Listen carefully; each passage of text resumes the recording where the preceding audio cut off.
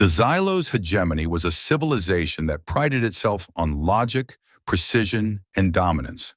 They had conquered countless species across the galaxy, absorbing their knowledge, technology, and resources into their ever-expanding empire. To them, war wasn't about chaos or emotion. It was a calculated process of identifying weaknesses and exploiting them until surrender became inevitable. But today, something unusual floated in the cold void of space before them. A relic from an encounter they thought would be just another footnote in their long history of conquest. It was a human warship, or what remained of one. The vessel, battered beyond recognition, drifted silently among the debris of a recent battle. Its hull was scorched black, its armor cracked open like an eggshell, and its weapon systems were nothing more than twisted metal now. Yet despite its ruined state, there was something unsettling about it. Most ships, when defeated, either exploded spectacularly or surrendered immediately. This one did neither. It fought until it could no longer move, until every ounce of ammunition was spent, and even then, it refused to die completely. Instead, it simply powered down, as if waiting for someone or something to come along and discover its secrets. High Analyst Vextar stood at the edge of the boarding ramp, staring at the ship through the viewport of his shuttle. He had seen many trophies in his time: alien cruisers stripped bare, artifacts cataloged, civilizations reduced to data points. But this felt different. There was a strange aura around this hunk of metal, a sense that it held mysteries far deeper than any other prize they had claimed before. "Nate, prepare the team," he ordered without taking his eyes off the wreck. "We'll begin the analysis immediately." When the Xylos boarded the ship, the first thing that struck them was the smell. It wasn't the sterile scent of machinery or the faint hum of energy fields. They were used to those. No, this was something else entirely, a mix of burnt wires, melted plastic, and something organic, something alive. The air inside the ship was thick with it, clinging to their suits like a ghost refusing to leave. For beings who valued order above all else, the sensation was deeply unnerving. Vextar led his team through the corridors, scanning everything they passed. At first glance, the ship seemed like any other primitive vessel they had encountered. Crude welds held sections together where better materials should have been used. Panels hung loose from walls, exposing tangled bundles of cables beneath. And yet, as they delved deeper, anomalies began to surface. The power core, for instance, was unlike anything they had ever seen. On paper, it appeared to be a hybrid fission-fusion reactor, a design so inefficient and dangerous that most advanced species abandoned it centuries ago. Yet here it was, still functioning, barely holding itself together with manual overrides and sheer brute force. How had it not melted down? Why hadn't the crew jettisoned it during the battle? These questions gnawed at Vextar's mind as he studied the readings. But the real shock came when they reached the engineering deck. What awaited them there defied every principle of logical design. Wires were spliced together with duct tape and makeshift clamps. Coolant pipes leaked everywhere, patched up with welded scraps of metal scavenged from who knows where. Critical systems had redundant backups that made no mathematical sense. Extra layers of protection that served no purpose except to keep the ship running long after it should have fallen apart. This is madness," muttered one of the Xeno technicians, shaking his head. "No rational being would build something like this." Vextar didn't respond. His attention was fixed on the central console, where fragments of the ship's logs flickered to life under his probe. Slowly, painfully, the story of the battle unfolded before him. The humans hadn't followed tactical algorithms. When their shields failed, they didn't retreat. They vented atmosphere to increase thrust and rammed enemy fighters. When their main guns jammed, they rigged explosives to fire manually. Every decision they made was reckless, chaotic, and utterly illogical. And yet it worked. For hours, Vextar watched the footage, unable to look away. The humans weren't fighting to win. They were fighting to survive. Even when survival seemed impossible, they kept going, pushing themselves and their ship far beyond any reasonable limit. The final moments of the battle showed the crew abandoning their posts only after every weapon was depleted and every system was failing. Some stayed behind, sealing themselves in burning compartments to buy time for others. Others performed feats of repair that bordered on miraculous, using tools and techniques that shouldn't have worked but somehow did.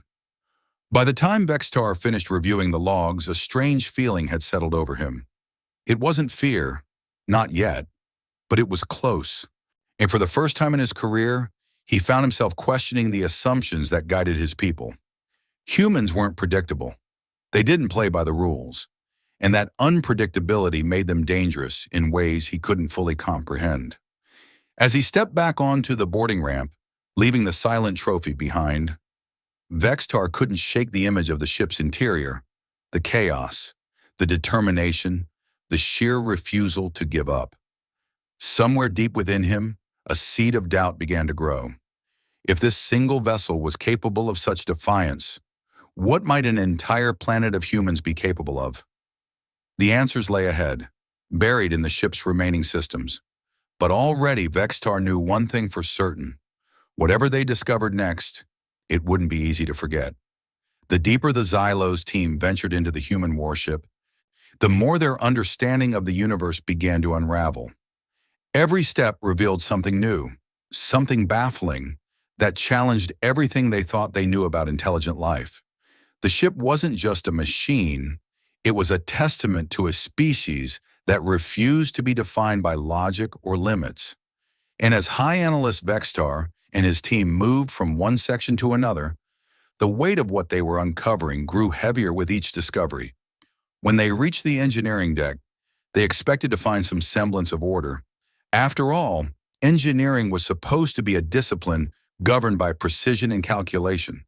But what greeted them instead was a chaotic labyrinth of wires, pipes, and makeshift repairs that looked like the work of madmen rather than engineers. It was as if the humans had thrown every rule of design out the airlock and replaced it with sheer willpower. One xenotechnician pointed at a cluster of cables spliced together with what appeared to be duct tape and metal clamps. "This shouldn't even hold," he muttered under his breath. "It's a fire hazard. A single spark could have turned this entire deck into an inferno." But it hadn't. Somehow the patchwork held together long enough for the humans to fight one last battle. Vextar knelt beside a coolant pipe that had been crudely welded shut. The weld itself was uneven, rough, and clearly done in haste. Yet it worked. Whatever tools the humans used, and whoever wielded them, they managed to keep the system running when failure should have been inevitable. As Vextar examined the scene, he couldn't help but feel a pang of unease. This wasn't engineering as he understood it. This was survival disguised as technology. The humans didn't build their ships to last forever. They built them to endure just long enough to get the job done. And that mindset terrified him because it hinted at a level of adaptability his people couldn't comprehend. The next stop was the auxiliary control room, where the secondary systems were housed. Here, too, the evidence of improvisation was overwhelming. Backup generators were wired directly into primary circuits without any safety protocols. Emergency oxygen tanks were strapped to walls with belts and rope. Even the lighting fixtures were jury-rigged, flickering faintly as if on the verge of giving out completely. "This isn't how you run a ship," said another member of the team, shaking his head in disbelief. "It's like they didn't care about efficiency or longevity. They only cared about staying alive for one more minute." Vextar nodded slowly. He had begun to piece together a picture of the humans' approach to warfare, an approach that defied every principle of strategy he had ever studied. To the Xylos, battles were exercises in optimization. Every move was calculated, every resource allocated with precision. But the humans, they threw caution to the wind and gambled everything on instinct and grit. It was reckless, irrational, and yet effective. To understand why, Vextar decided to dig deeper into the ship's operational logs. Using a portable data scanner, He accessed fragments of the crew's actions during the final hours of the battle. What he found left him speechless. The logs painted a vivid picture of desperation and determination. When the main engines failed, the humans rerouted power from non-essential systems to keep the thrusters online. When the targeting computers malfunctioned, they manually aimed the weapons using nothing but visual cues and gut instinct. In one particularly harrowing entry, a crew member described how they vented atmosphere from a damaged compartment to stabilize the ship's trajectory, a maneuver that exposed everyone inside to the vacuum of space, but allowed the vessel to continue fighting. And then there were the repairs. Oh, the repairs. The logs detailed countless instances of crew members crawling into radiation-soaked zones, welding breaches while their skin blistered and their lungs burned. Others sealed themselves in burning compartments to contain fires, knowing full well they might not make it out alive. And these weren't acts of blind obedience or programmed behavior. These were choices made by individuals who valued the survival of the group over their own lives. Vextar paused, staring at the holographic display of the logs. His mind raced as he tried to reconcile what he was seeing with the principles of galactic warfare he had spent centuries studying. Most civilizations fought to preserve themselves. They negotiated truces, retreated when overwhelmed, and surrendered when defeat was imminent. But the humans, they didn't seem to operate on those terms. For them, losing wasn't an option. It was a challenge to overcome, no matter the cost. The implications were staggering. If this single ship was representative of humanity as a whole, then the Xylos were dealing with a species unlike any other they had encountered before. A species that didn't view its own mortality as a weakness, but as a weapon. A species that could turn destruction into defiance and chaos into cohesion. As the team continued their exploration, they stumbled upon another revelation that sent chills down their spines. Hidden behind a false panel in the engineering bay was a crude explosive device rigged to the ship's reactor core. It wasn't sophisticated. It was little more than a bundle of wires connected to a detonator, but its purpose was clear. If triggered, it would have caused the entire ship to explode, taking any boarding party with it. "They meant to take us with them," whispered one of the Xeno technicians, his voice trembling. "Even after they lost, they planned to kill us." Vextar stared at the bomb, his thoughts swirling. The humans hadn't surrendered because they ran out of options. They surrendered because they chose to. They could have gone down in a blaze of glory, taking their enemies with them, but instead they opted to leave their ship intact, as if daring someone to come aboard and learn the truth about who they were. By the time the team finished their sweep of the engineering areas, Vextar's initial curiosity had transformed into something far darker. He realized now that the humans weren't just unpredictable, they were dangerous. Their willingness to sacrifice themselves, their ability to adapt under pressure, and their refusal to yield, even in the face of certain death, made them a threat unlike any the Xylos had faced before. As they prepared to move on to the next section of the ship, Vextar couldn't shake the feeling that they were only scratching the surface.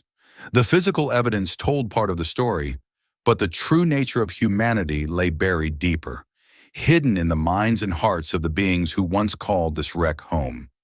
Whatever secrets awaited them in the bridge and crew quarters, Vextar knew one thing for sure. The answers wouldn't bring comfort. They would only deepen the mystery and the fear. The Xylos team moved cautiously toward the bridge and crew quarters, their steps heavy with anticipation. By now they had pieced together fragments of the human warship's physical story, its chaotic engineering, its improvised repairs, and its defiant refusal to die. But there was still something missing, a piece of the puzzle that eluded them. The ship itself was impressive in its resilience, but it was only a tool. To truly understand what made these humans so dangerous, they needed to delve into the minds of the beings who operated it. As they entered the bridge, the first thing that struck them was the sheer messiness of the space. Consoles were cracked, screens shattered, and chairs overturned. It looked like the aftermath of a violent storm, Yet amidst the chaos, there were signs of order, or at least a kind of order that only humans seemed capable of understanding. Notes scribbled on scraps of paper were taped to control panels, diagrams drawn hastily in marker-covered sections of the walls, and everywhere there were symbols and markings that didn't match any known language or code. High Analyst Vextar approached one of the consoles, brushing aside shards of glass to access its memory banks. With a few taps, he began extracting data logs, personal recordings left behind by the crew. At first, he expected to find fear. After all, this ship had been on the losing side of a brutal battle. Surely the humans must have recorded messages of regret, pleas for mercy, or desperate attempts to negotiate their survival. But what he heard instead sent a chill through his spine. The first log played back the voice of a young crew member, barely more than a teenager by Xylos standards. His tone was calm, almost casual, as he described repairing a damaged life support system while bleeding from a wound on his arm. "Guess I'll need stitches later," he said with a laugh. "If there is a later." Another log featured an older voice, gravelly and tired but laced with dark humor. "Well, boys, looks like we're going to go out swinging. I hope Command gives us a medal posthumously, or at least names a bar after us." And then there were the songs, dozens of them, recorded in snippets between battles. Some were raucous chants meant to boost morale. Others were quiet melodies sung softly into the void. One particularly haunting tune repeated the same line over and over. "We may fall, but we won't break." Vextar listened intently, his mandibles twitching in confusion. These weren't the voices of soldiers facing certain death. They sounded alive, defiant, even joyful in a strange way. Where was the despair, the panic, the begging for salvation? It dawned on him slowly, painfully, that the humans weren't afraid of dying. Not really. Death wasn't an enemy to them. It was just another variable in the equation of survival. They accepted it, embraced it even, and as long as it served a purpose. And that purpose, judging by the logs, was always the same: to protect each other, to fight until the very end, and to leave a mark on the universe that no one could erase. The most unsettling discovery came when Vextar accessed the captain's personal terminal. Unlike the scattered notes and fragmented recordings of the rest of the crew, the captain's logs were meticulously organized. Each entry detailed not just the ship's status, but also decisions made during critical moments of the battle. One such decision stood out above all others. When the main guns jammed and the shields collapsed, the captain ordered the crew to vent atmosphere from multiple compartments to increase thrust. This maneuver allowed the ship to ram several enemy fighters, buying precious time for a civilian convoy miles away. So the log concluded with a single sentence: "Sometimes you don't win by surviving, you win by making sure someone else does." Vextar replayed the entry multiple times, trying to process its implications. To the Xylos, warfare was a game of efficiency. Every action had a measurable outcome. Every sacrifice a calculated benefit. But this was madness. Pure, unfiltered madness. The captain knowingly endangered the entire crew, not for tactical advantage, not for glory, but to save strangers who might never know their names. As the team sifted through more logs, a clearer picture emerged of how humans thought and behaved under pressure. Their psychology defied logic. They derived strength from tragedy, found humor in despair, and turned loss into motivation. Most importantly, they placed value not on individual preservation, but on collective survival. In their eyes, the death of one person, even themselves, was acceptable if it meant protecting the group. This revelation sparked a wave of unease among the Xylos analysts. For centuries, their empire had relied on psychological warfare to subjugate lesser species. Fear was a powerful weapon. Once instilled, it broke resistance and ensured compliance. But how do you scare a species that doesn't fear death? How do you negotiate with beings who view surrender as weakness and compromise as betrayal? Vextar ran simulations based on the data they had gathered. If the Xylos invaded Earth, what would happen? The results were alarming.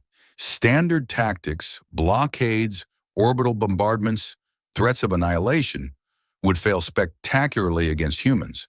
Instead of cowering, they would adapt. Instead of retreating, they would counterattack. Every attempt to intimidate them would only fuel their determination to resist. The analysts realized that humanity's greatest weapon wasn't their technology or their numbers. It was their mindset.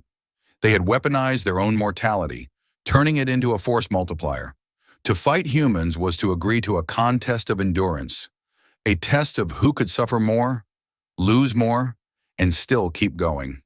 And in that contest, the Xylos knew they couldn't win. Their civilization was built on comfort, efficiency, and self-preservation. Humans, on the other hand, thrived in chaos. They fed on adversity. They grew stronger with every blow dealt to them. By the time the team finished reviewing the logs, the mood aboard the UNS Relentless had shifted dramatically. For what started as scientific curiosity had evolved into something darker, a growing sense of dread. The humans weren't just unpredictable, they were incomprehensible. Their ability to endure, to improvise, and to inspire loyalty in the face of impossible odds made them a threat unlike any the Xylos had encountered before. As Vextar stood on the bridge, surrounded by the remnants of a crew that refused to give up, he felt a question forming in his mind, a question that gnawed at the edges of his consciousness. What happens when a logical, orderly empire meets a species driven by emotion and chaos? More importantly, what happens when that species refuses to play by the rules? He didn't have an answer yet, but he knew one thing for certain. The knowledge they had acquired about humanity wasn't just surprising, it was terrifying. And the deeper they dug, the more they uncovered, the clearer it became that this encounter wouldn't end with conquest. It might not even end with war, because the real danger wasn't the weapons humans carried or the ships they flew. It was the spirit inside them, the indomitable will to survive, to fight, and to never, ever surrender. With a heavy sigh, Vextar signaled for the team to move on. There was still much to learn from the ship, secrets buried in its reactor core and hidden compartments. But already he could feel the weight of those secrets pressing down on him. Whatever lay ahead, he knew it wouldn't bring clarity, only deeper questions and deeper fears. The deeper the Xylos team ventured into the human warship, the more they realized that this vessel wasn't just a machine. It was a trap. When every corner they explored revealed another layer of improvisation, another sign that the humans had turned their own ship into a weapon designed to inflict maximum damage, even in defeat. High Analyst Vextar and his team were no longer just gathering data, they were unraveling a nightmare. Their investigation led them to the reactor core, the heart of the UNS Relentless. On the surface, it looked like any other unstable power source. Cracked conduits leaking radiation, emergency lights flashing red, and warning alarms blaring silently in the vacuum of space. But as Vextar examined the core's control systems, he noticed something unusual. The reactor hadn't failed during the battle. It had been deliberately rigged to fail. "Look at this," one of the xenotechnicians said, pointing to a series of manual overrides on the control panel. "They bypassed every safety protocol. This thing wasn't meant to last, it was meant to blow." Vextar nodded grimly. The humans hadn't surrendered because they ran out of options. They surrendered because they wanted the Xylos to board their ship. And once aboard, they planned to take their enemies with them. The realization hit him like a punch to the gut. This wasn't just a warship, it was a suicide bomb, a floating coffin built to drag invaders into oblivion alongside its crew. The thought sent a shiver down his spine. Most species fought to survive. Humans fought to make sure their enemies didn't. As the team dug deeper, they uncovered evidence of how meticulously the humans had prepared for this final act of defiance. In the engineering bay, they found tools scattered around the reactor chamber, wrenches, welding torches, woven pieces of scrap metal, all used to modify the core. The modifications weren't sophisticated or elegant. They were crude, brutal, and effective. Whoever worked on the reactor knew exactly what they were doing. They stripped away layers of shielding, rerouted coolant lines and disabled containment fields, transforming the core into a ticking time bomb. But the most chilling discovery came when Vextar accessed the reactor's diagnostic logs. Buried within the fragmented data was a single entry, a timestamp marking the moment the detonation sequence should have been triggered. According to the log, the explosion never happened because the person responsible for activating it had died seconds before completing the task. Their hand was still frozen on the switch. Their bodies slumped over the console. They were ready to die with us, Vextar muttered under his breath. They didn't care about surviving. They only cared about making sure we didn't walk away unscathed. The implications of this revelation weighed heavily on the team. If this single ship was capable of such calculated self-destruction, what did that say about humanity as a whole? Every human vessel, every colony, every outpost, they were all potential death traps waiting to be sprung. The Xylos had always assumed that warfare was about dominance, about forcing an opponent to submit through superior firepower or strategy. But humans redefined the rules entirely. For them, war wasn't about winning or losing. It was about inflicting pain, about ensuring that their enemies paid a price so high that victory felt hollow.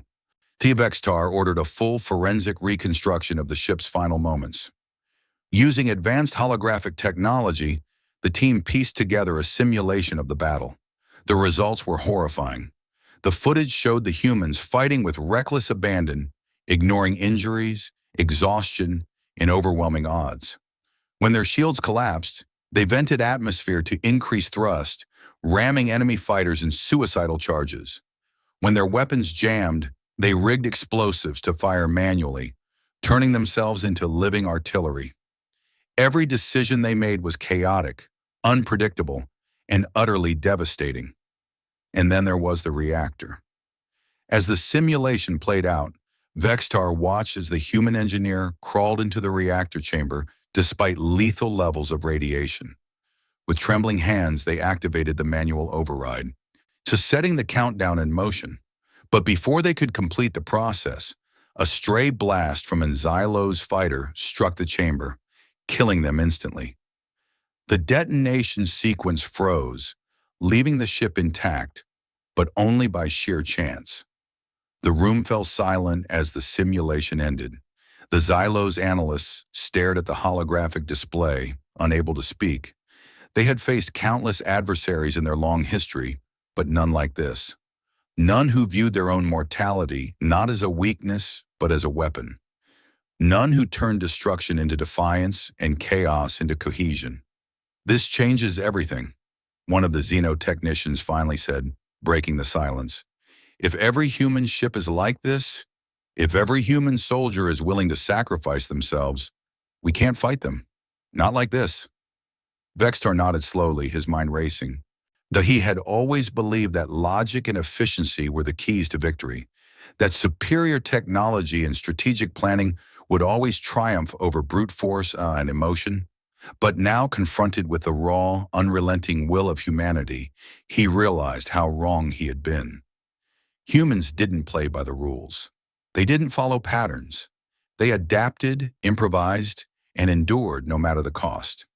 The knowledge they had acquired from the UNS Relentless painted a terrifying picture of what awaited them if they continued their campaign against Earth. Every engagement would be a gamble. Every battle would carry the risk of catastrophic losses, and every victory would come at a price too high to bear. As the team packed up their equipment and prepared to leave the reactor chamber, Vextar couldn't shake the image of the dead engineer's hand frozen on the detonator. It was a symbol of everything that made humanity dangerous. Their willingness to sacrifice themselves, their ability to adapt under pressure, and their refusal to yield even in the face of certain death. By the time they returned to the boarding ramp, the mood among the Xylos team had shifted dramatically. What started as scientific curiosity had evolved into something darker, a growing sense of dread. The humans weren't just unpredictable, they were incomprehensible. Their ability to endure, To improvise and to inspire loyalty in the face of impossible odds made them a threat unlike any the Xylos had encountered before. As Vextar stepped back onto the shuttle, leaving the silent trophy behind, he knew that their mission was far from over. The data they had gathered would need to be analyzed further, its implications fully understood. But already he could feel the weight of those implications pressing down on him. Whatever lay ahead, he knew it wouldn't bring clarity, only deeper questions and deeper fears. For the first time in his long career, Vextar questioned whether the Xylos' hegemony was truly prepared to face humanity. And as the shuttle pulled away from the drifting wreck of the UNS Relentless, he couldn't help but wonder, had they underestimated their enemy, or had they stumbled upon something far greater than themselves? High Analyst Vextar stood in the dimly lit chamber of the Logic Eternal, the flagship of the Xylos hegemony. Around him the command staff gathered, their towering forms casting long shadows across the room. Normally, in this chamber buzzed with confidence and certainty, the kind that came from centuries of dominance over lesser species. But today the air was heavy with unease. The data collected from the human warship, the UNS Relentless, had been uploaded into the ship's Central Intelligence Core. Now it was time to present the findings. Vextar approached the holographic display at the center of the room. With a wave of his hand, he activated the projection. The image of the battered human vessel flickered to life, its scorched hull and jagged scars telling a story of defiance that no one in the room could ignore. He took a deep breath before beginning his report. This wasn't just another debriefing. It was a verdict, one that would shape the future of the Xylos hegemony. The humans are unlike any species we have encountered, Vextar began, his voice steady but tinged with something uncharacteristic for Xylos: hesitation. Their technology is primitive compared to ours. Their methods are inefficient, chaotic, and often self-destructive. And yet, he paused, searching for the right words. They are dangerous. The assembled leaders exchanged glances, their expressions unreadable behind their metallic masks. They weren't used to hearing such language from one of their own. Danger implied unpredictability, and unpredictability was something the Xylos avoided at all costs. Vextar continued, pacing slowly as he spoke. We expected to find evidence of fear in their logs, pleas for mercy, desperate attempts to negotiate survival. Instead, we found laughter, songs, bets on how long they could hold out. Messages of love sent to families they knew they would never see again. His mandibles twitched slightly, betraying his discomfort. They do not fear death. They embrace it. To them, dying is not failure. It is purpose. He brought up another hologram. The reactor core of the UNS Relentless.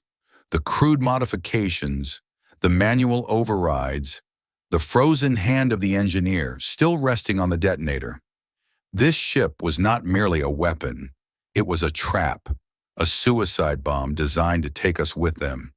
Had the engineer survived those final seconds, none of us would be here now. A murmur rippled through the chamber. For beings who valued logic and efficiency above all else, the concept of deliberate self-destruction was incomprehensible. Why waste resources? Why throw away lives? These questions had no answers in the Xylos worldview. Vextar pressed on, his tone growing more urgent. But it doesn't end there. Every aspect of their behavior defies our understanding of warfare. When their shields failed, they vented atmosphere to increase thrust, ramming our fighters. When their weapons jammed, they rigged explosives manually. Every decision they made was reckless, chaotic, and effective. He paused, allowing the weight of his words to sink in. Then he delivered the most unsettling revelation of all. Their strength lies not in their technology or their numbers. It lies in their mindset. They have weaponized their mortality. To fight them is to agree to a contest of endurance, a test of who can suffer more, lose more, and still keep going. And in that contest, he let the sentence hang unfinished, knowing the implication was clear. In that contest, the Xylos would lose. The room fell silent. The leaders stared at the holograms, their minds struggling to process what they were hearing. For millennia, the Xylos had conquered civilizations by exploiting weaknesses, imposing order, and instilling fear. But how do you conquer a species that thrives in chaos? How do you intimidate beings who view death as a tool rather than a threat? One of the senior commanders finally broke the silence. "What do you propose, Wa?" he asked, his voice low and measured. Vextar turned to face him, his resolve hardening. "I recommend a total quarantine of the Sol sector, no further engagement, no blockades, no sanctions. We leave Earth untouched and mark it as Class X, do not approach." The suggestion sent shockwaves through the chamber. Quarantine was rare in Xylo's history. It reserved only for planets deemed too hazardous to interact with. Worlds plagued by uncontrollable plagues or environmental collapse. To label humanity in such terms was unprecedented. "Are you suggesting we abandon our campaign?" another leader asked, incredulity creeping into his voice. "After all the resources we've invested?" "I am suggesting we preserve our empire," Vextar replied firmly. "The humans cannot be assimilated. They cannot be reasoned with. They will not surrender. If we invade Earth, we will win battles, but we will lose ourselves in the process. Every victory will come at a cost too high to bear." The leaders exchanged uneasy glances. They were logical beings, creatures of calculation and precision. Yet even they could feel the creeping tendrils of doubt taking root in their collective consciousness. The knowledge acquired from the UNS Relentless painted a picture of a species so dangerous, so unpredictable, that engaging them directly carried existential risks. Finally, the Supreme Overseer, a towering figure clad in shimmering gold armor, spoke. "Your analysis is thorough, High Analyst Vextar, and your recommendations, troubling, but perhaps necessary." He turned to the assembled council. "Let us vote. Shall we proceed with the quarantine?" The vote was swift and unanimous. The Xylos' hegemony would withdraw from the Sol sector entirely. The planet Earth and its inhabitants would be left alone, marked as a forbidden zone. The UNS Relentless would remain drifting in the void, a silent monument to a species that refused to yield, even in defeat. As the meeting adjourned, Vextar lingered in the chamber, staring at the hologram of the human warship. Despite its ruined state, it radiated a strange kind of power, a testament to a civilization driven not by logic or efficiency, but by sheer willpower. He felt a pang of something unfamiliar. Respect. Respect for a species that had forced the greatest empire in the galaxy to turn away in fear. Outside the observation window, the fleet began its retreat. Ships powered down their weapons, folded their shields, and set course for home. The Xylos had faced countless adversaries in their long history, but none like this. None who redefined the rules of engagement simply by existing. In the distance, the UNS Relentless floated silently, its darkened corridors holding secrets that would haunt the Xylos for generations to come. Its crew had perished, but their legacy endured. Through their defiance, they had achieved something remarkable. They had made the Xylos flee, not because they won the battle, but because they proved themselves impossible to conquer. And so the galaxy's most powerful empire left humanity alone, retreating into the stars with a lesson etched deeply into their collective memory. Humans didn't fight to dominate. They fought to endure. They fought to inspire.